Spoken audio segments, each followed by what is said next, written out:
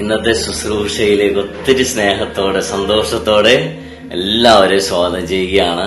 പ്രിയപ്പെട്ടവരെ, ഇന്ന് കർത്താവ് ഒരുക്കിയിരിക്കുന്ന വചനം, ദൈവം നമുക്ക് നൽകുന്ന ദൈവത്തിന്റെ വചനം നമുക്കൊരു അനുഗ്രഹമായിരിക്കും, അഭിഷേകമായിരിക്കും.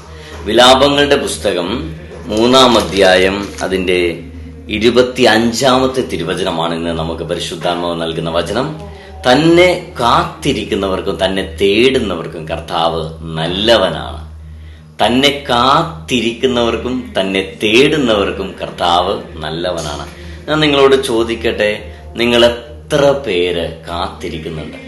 ലോകത്തിന്റെ കാര്യങ്ങൾക്ക് വേണ്ടിയല്ല, മറ്റുള്ള മനുഷ്യർക്ക് വേണ്ടിയല്ല, നിങ്ങളുടെ പല കാര്യങ്ങളും നിറവേറ്റപ്പെടുന്നതിന് വേണ്ടിയല്ല, കർത്താവിന് വേണ്ടി അല്ലെങ്കിൽ കർത്താവിന്റെ പ്രവൃത്തിക്ക് വേണ്ടി നിങ്ങൾ കർത്താവിന്റെ സന്നിധിയിൽ പ്രാർത്ഥിച്ചിട്ടുള്ള, സമർപ്പിച്ചിട്ടുള്ള, നിയോഗമായി കർത്താവിന് കൊടുത്തിട്ടുള്ള ആ കാര്യങ്ങൾക്ക് വേണ്ടി എത്ര പേര് കാത്തിരിക്കുന്നുണ്ട്? ദൈവത്തിന്റെ പ്രവൃത്തിക്ക് വേണ്ടി.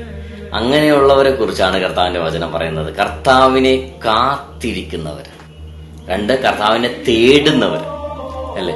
അപ്പൊ ഇന്നത്തെ കാലത്ത് കാത്തിരിക്കുക എന്ന് പറഞ്ഞാല് ഇന്ന് മനുഷ്യർക്ക് ഒട്ടും പറ്റാത്തൊരു കാര്യമാണല്ലോ വെയിറ്റ് ചെയ്യുക എന്ന് പറയുന്നത്. എല്ലാരും ബിസി ലൈഫാ, ആർക്കും വെയിറ്റ് ചെയ്യാൻ പറ്റില്ല, ക്യൂ നിൽക്കാൻ പറ്റില്ല. ആകെ ക്യൂ നിൽക്കുന്നത് കണ്ടിരിക്കുന്നത് വളരെ അനുസരണയോടെ, വളരെ എളിമപ്പെട്ട് ശാന്തമായി ക്യൂ നിൽക്കുന്നത് ബിവറേജിന്റെ മുമ്പിലാണ്. വേറെ ഒരിടത്തും ഒരു മനുഷ്യന് ക്യൂ നിൽക്കാൻ തയ്യാറല്ല. കാരണം എല്ലാവരും ബിസി ലൈഫാ, എല്ലാവരും സെറ്റായിട്ട് ഇങ്ങനെ പോയിക്കൊണ്ടിരിക്കുക. അപ്പൊ അതുകൊണ്ട് കാത്തിരിക്കാൻ പലർക്കും ഇഷ്ടമല്ല. കാത്തിരിക്കുന്ന കാര്യം പലർക്കും ഒരു അരോചകമാണ്. പക്ഷെ ഇവിടെ കർത്താവിന്റെ വചനം പറയുകയാണ്, നിങ്ങൾ കർത്താവിന് വേണ്ടി കാത്തിരിക്കുകയാണെങ്കിൽ കർത്താവ് നിങ്ങൾക്ക് വേണ്ടി പലതും ചെയ്യും. ഇന്നല്ലെങ്കിൽ നാളെ എന്റെ ദൈവം എന്റെ ആവശ്യം നടത്തിത്തരും.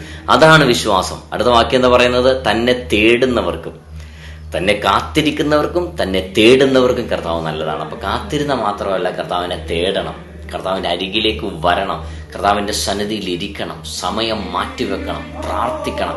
കർത്താവുമായുള്ള ആ ഒരു എൻകൗണ്ടർ, ആ ഒരു ബന്ധത്തിലേക്ക് നമ്മൾ വരണം.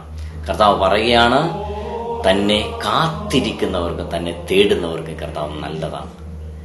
വിലാപങ്ങളുടെ പുസ്തകം 3-ാം അധ്യായം 25-ാം തിരുവചനം നമ്മുടെ എല്ലാവരുടെയും ജീവിതങ്ങൾ അനുഗ്രഹമായി മാറട്ടെ, അഭിഷേകമായി മാറട്ടെ. കർത്താവ് എല്ലാവരെയും സമൃദ്ധമായി അനുഗ്രഹിക്കട്ടെ.